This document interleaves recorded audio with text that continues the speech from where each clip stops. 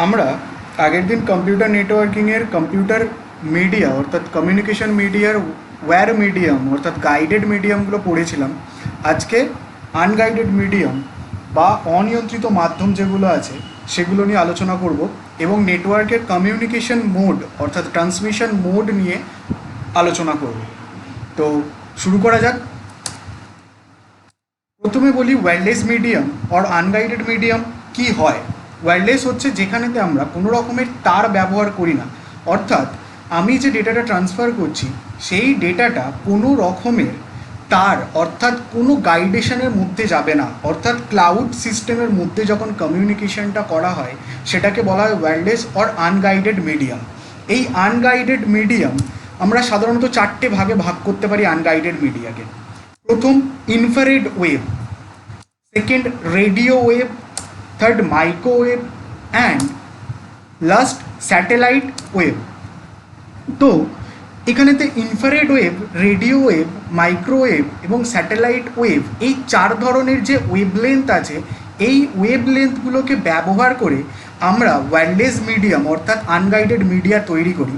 এখানে ছবিটাতে তোমরা দেখতে পাচ্ছ নিশ্চয়ই যে যে ভিজিবল লাইটের যে পোর্শনটা দেখাচ্ছে, এই ভিজিবল লাইটের পোর্শনটা হচ্ছে যে আমরা যেটা দেখতে পাই বেনিয়া সহ কলা, যেটা আমরা দেখতে পাই এই যে 700 ন্যানোমিটার যে লেন্থ আছে এই 700 ন্যানোমিটার লেন্থের পর থেকে 400 ন্যানোমিটার লেন্থ পর্যন্ত আমরা এই আলোগুলোকে দেখতে পাই। কিন্তু এর পর থেকে এই যে infrared, microwave, radio wave, ultraviolet, X ray, gamma ray এগুলো আমরা দেখতে পাই না, এগুলো আমাদের ভিজিবল লাইট নয়। এর বাইরেতে এই যে মিডিয়ামগুলো আছে অর্থাৎ এই ওয়েভ লেন্থগুলো আমরা ট্রান্সমিশনের জন্য ব্যবহার করি। এই এক্স রে, আলট্রাভায়োলেট রে এগুলো তেজস্ক্রিয় হয়, তো এই ওয়েভ লেন্থটাতে আমরা কোনো রকমের কমিউনিকেশনের কাজ করতে পারি না। তো কমিউনিকেশনের জন্য ইনফ্রারেড, মাইক্রোওয়েভ, রেডিও ওয়েভ ব্যবহার করা হয়। স্যাটেলাইট ওয়েভটা এটা মাইক্রোওয়েভের মধ্যেই ইনক্লুডেড হচ্ছে স্যাটেলাইট ওয়েভ। তো চলো শুরু করা যাক। আস্তে আস্তে আমরা এই যে ডিটেলসের ওয়েভগুলো সম্পর্কে ডিটেলস জেনে নিই। নেক্সট আসি যে রেডিও ওয়েভ। ভিজিবল লাইট, এই ভিজিবল লাইটের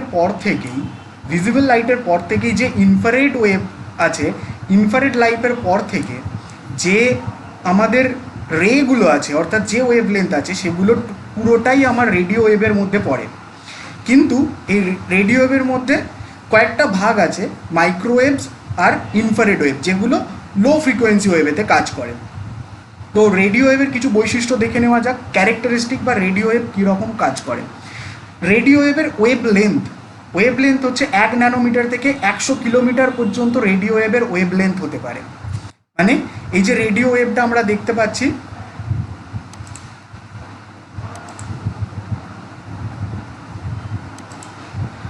এই যে রেডিও ওয়েভের যে ফ্রিকোয়েন্সি, রেডিও ওয়েভ ফ্রিকোয়েন্সি যেগুলো আছে ELF, VLF, এইগুলো সব হচ্ছে রেডিও ওয়েভের ভাগ। রেডিও ওয়েভের এরকম 10টা ভাগ আছে। তো এর মধ্যে থেকে 1 ন্যানোমিটার থেকে 100 কিলোমিটার পর্যন্ত হচ্ছে রেডিও ওয়েভের লেন্থ, অর্থাৎ রেডিও ওয়েভ খুব বড় ফ্রিকোয়েন্সিতে কাজ করে।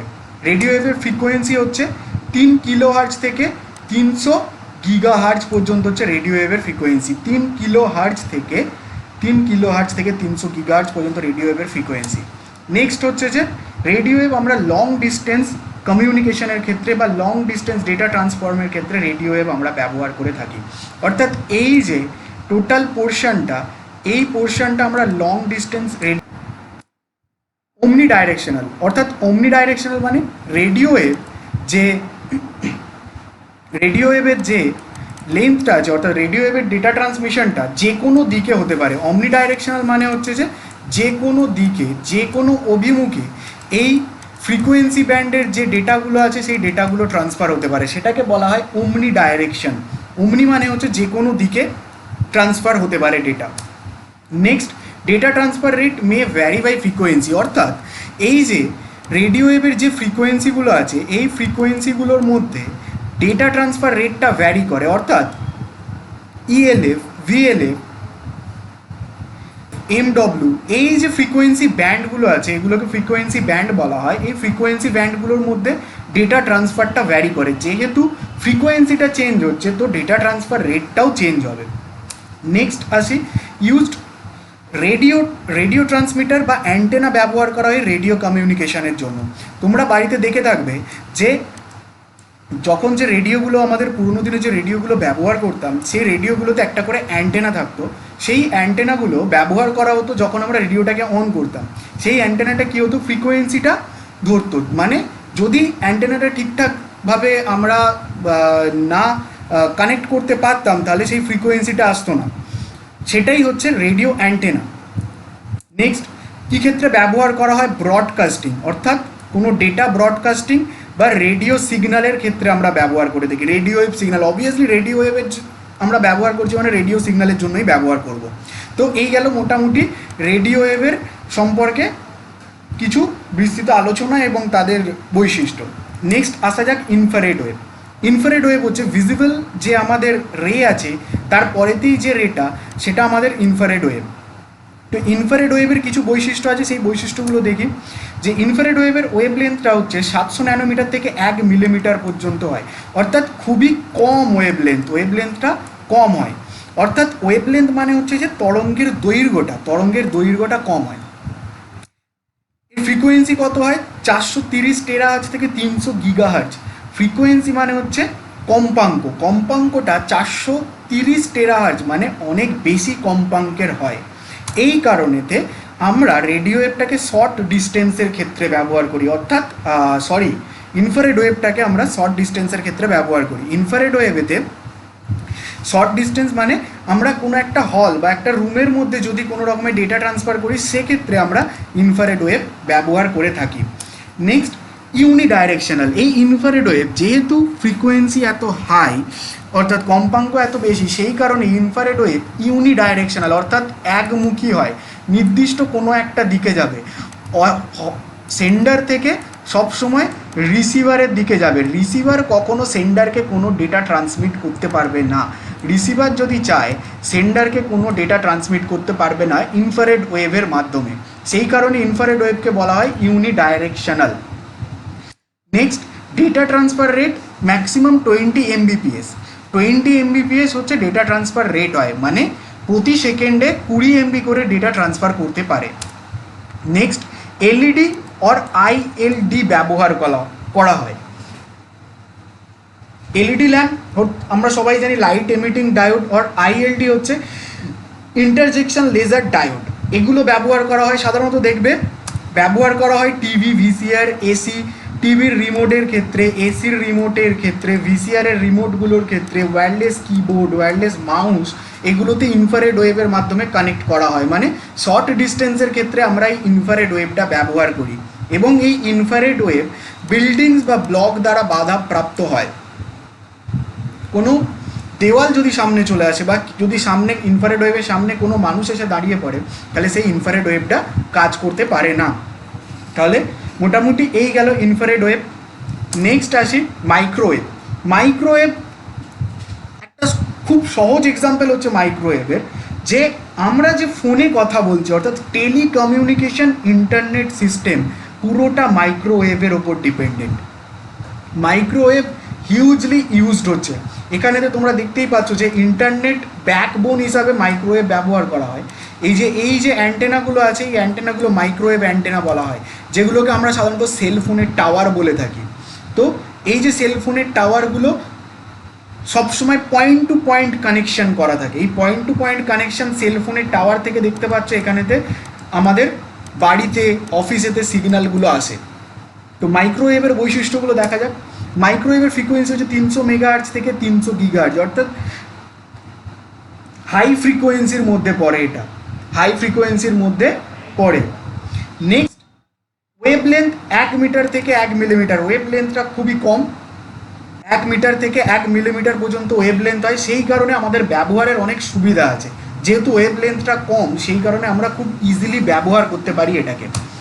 Next microwave travels in straight line, অর্থাৎ লাইন অফ সাইটের মধ্যে অ্যান্টেনাগুলোকে থাকতে হয়। লাইন অফ সাইট মানে স্ট্রেট লাইনের মধ্যে একটা অ্যান্টেনার সাথে একটা অ্যান্টেনা থাকতে হবে, এবং এই মাইক্রোওয়েভগুলো বিল্ডিং ব্লকস অর্থাৎ বিল্ডিং, বড় বড় বিল্ডিং, পাহাড়, পর্বত ইত্যাদি দ্বারা বাধাপ্রাপ্ত হয়। সেই কারণে দেখবে অ্যান্টেনাগুলো অনেক উঁচু উঁচু হয়, অনেক বড় বড় অ্যান্টেনা থাকে। কলকাতায় সাধারণত দেখবে যে বিল্ডিংয়ের কোনো বড় বড় বিল্ডিংয়ের উপরেতে মাথাতে অ্যান্টেনাগুলো বসানো আছে এবং সেই অ্যান্টেনাগুলো পরস্পর 180 ডিগ্রি ডাইরেকশানে আছে, মানে পরস্পরের সাথে লাইন অফ সাইটে আছে। এইখানে দেখতে পাচ্ছ এই যে ডট ডট লাইনটা, এটা লাইন অফ সাইটে আছে, অর্থাৎ স্ট্রেট লাইনে আছে। স্ট্রেট লাইনেতে না হলে মাইক্রোওয়েভ কোনো রকমভাবে কাজ করতে পারে না, তার কারণ মাইক্রোওয়েভ বেঁকে যাওয়ার মতো ক্ষমতা নেই মাইক্রোওয়েভের কাছে। নেক্সট, যেহেতু ওয়েভ লেন্থটা কম হয়, ডেটা ট্রান্সফার রেটটা অনেক বেশি হয়। ডেটা ট্রান্সফার রেটটা এক্ষেত্রে অনেক বেশি হয়, তাই আমরা ইন্টারনেটের ক্ষেত্রে ব্যবহার করি। এবং এটা হচ্ছে ইউনিডাইরেকশনাল, একমুখী। অবশ্যই এটা একমুখী হতে হবে, একমুখী হয় বলেই কোনো দিকে বেঁকে যেতে পারে না। যদি অমনি ডাইরেকশনাল হতো তাহলে যে কোনো দিকে বেঁকে বা বাধাপ্রাপ্ত হলেও সে পাশ কাটিয়ে যেতে পারতো, কিন্তু যেহেতু ইউনিডাইরেকশনাল সে সবসময় সোজা দিকেতে যাবে এবং কোনো দিকে বেঁকতে পারবে না। সাধারণত টেলিফোন কমিউনিকেশনের ক্ষেত্রে, নেভিগেশন সিস্টেম, নিউক্লিয়ার রিসার্চের ক্ষেত্রে এই মাইক্রোওয়েভ ব্যবহার করা হয়। মানে মোস্ট অফ দ্য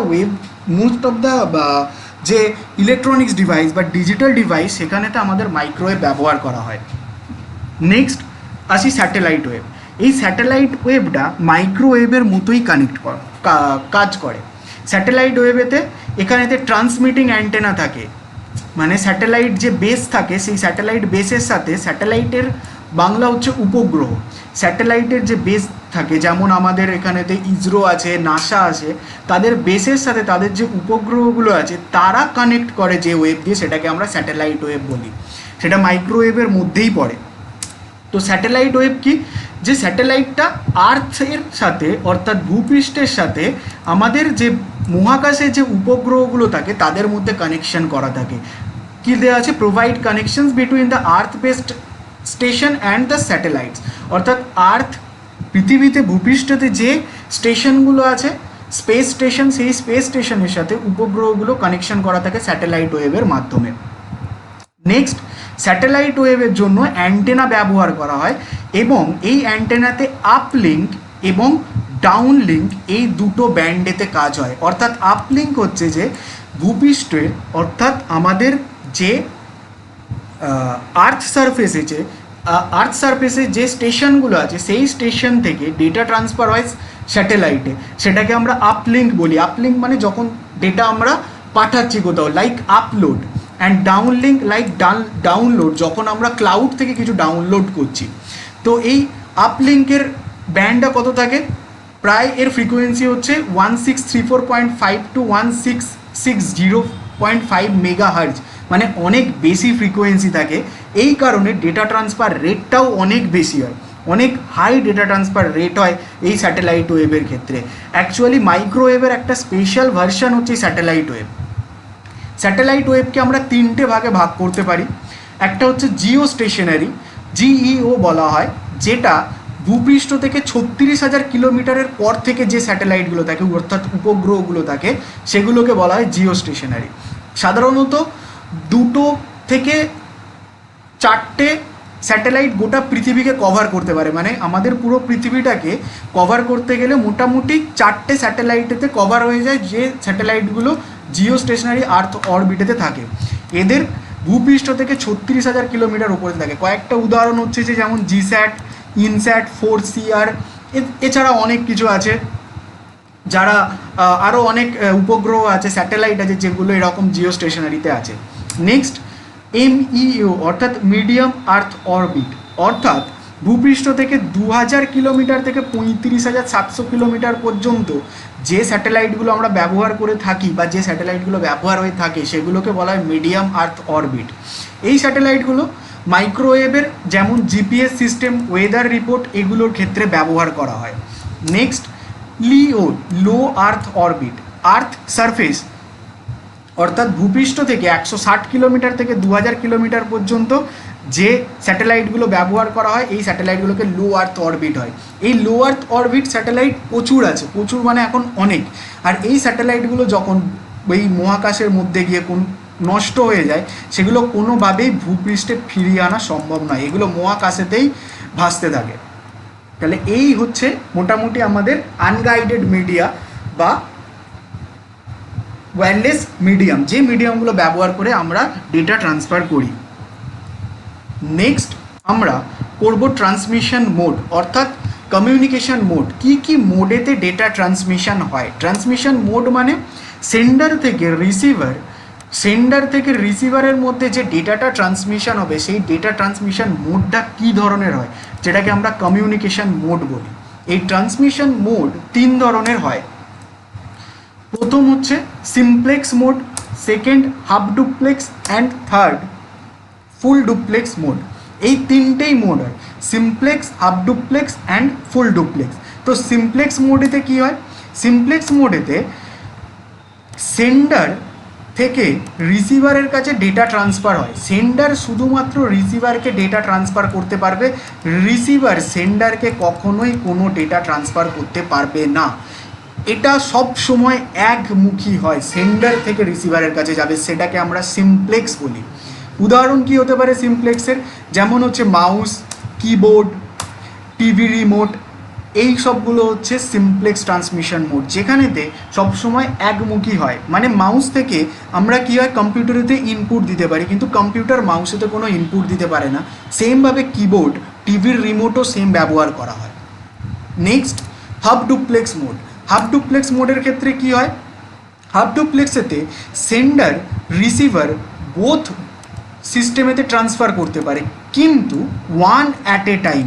বোথ ডাইরেকশানেতে ডেটা ট্রান্সফার হয়, কিন্তু one at a time. One at a time মানে যখন এই কম্পিউটারটা রিসিভার, তখন এই কম্পিউটারটা সেন্ডার হিসাবেই কাজ করবে। এই কখনোই সেই টাইমটাতে, মানে যখন এই কম্পিউটারটা, যদি আমি এই কম্পিউটারকে এ কম্পিউটার বলি, এ কম্পিউটার যখন বি কম্পিউটারকে ডেটা ট্রান্সফার করছে, তখন এই বি কম্পিউটার কোনোভাবেই কম্পিউটারকে ডেটা ট্রান্সফার করতে পারবে না। আবার যখন এই B computer as a receiver কাজ করবে, তখন A computer as a sender কাজ করবে, তখন এ কম্পিউটার কোনোভাবেই ডেটা ট্রান্সফার করতে পারবে না। অর্থাৎ বোথ দিকে ডেটা ট্রান্সফার হচ্ছে, কিন্তু যে কোনো একদিকেতে এক সময় হচ্ছে। এটাকে বলা হচ্ছে হাফ ডুপ্লেক্স মোড। এরকম উদাহরণ কি? যেমন হচ্ছে ওয়াকি টকি হচ্ছে হাফ ডুপ্লেক্সের একটা খুব সিম্পল উদাহরণ। ওয়াকি টকিতে দেখবে যে যখন একজন কথা বলে, তখন ওয়াকি টকি অপরজন কথা বলতে পারে না। নেক্সট আসি ফুল ডুপ্লেক্স। ফুল ডুপ্লেক্সের ক্ষেত্রে হচ্ছে যে sender may be receiver or may not be receiver, and receiver may be sender or may not be sender. এখানেতে সেন্ডার রিসিভারের কোনো আলাদা করে ব্যাপার থাকে না, both at a time data transfer করতে পারে। মানে সেন্ডার যখন ডেটা ট্রান্সফার করছে, রিসিভার সেই টাইমে চাইলেই ডেটা ট্রান্সফার করতে পারবে। যেমন আমাদের টেলিকমিউনিকেশন, অর্থাৎ ফোনেতে যখন আমরা কথা বলি, কী হয়, আমরা উভয় পক্ষ একসাথে কথা বলতে পারি, উভয় পক্ষই একসাথে কথা বলতে পারি। যখন একজন কথা বলছে, দেন অ্যান্ড দেয়ার সেও যদি চায়, সেও কোনো রিপ্লাই দিতে পারে। সেটাই হচ্ছে যে ফুল ডুপ্লেক্স কমিউনিকেশন বলা হয়। তো তাহলে আজকে আনগাইডেড মিডিয়া এবং ট্রান্সমিশন মোড পড়লাম। নেক্সট দিন নেটওয়ার্ক আর্কিটেকচার এবং ডেটা কমিউনিকেশনটা পড়ব। তো যদি কোনো প্রশ্ন থাকে বা যদি বুঝতে অসুবিধা থাকে, তাহলে অবশ্যই আমাকে জানাবে। আর যদি তোমাদের পড়ানোর যদি অন্য কোনো ওয়ে তোমাদের মনে হয় যে সেভাবে পড়ালে ভালো হয়, তো সেটাও আমাকে জানাবে। Thank you.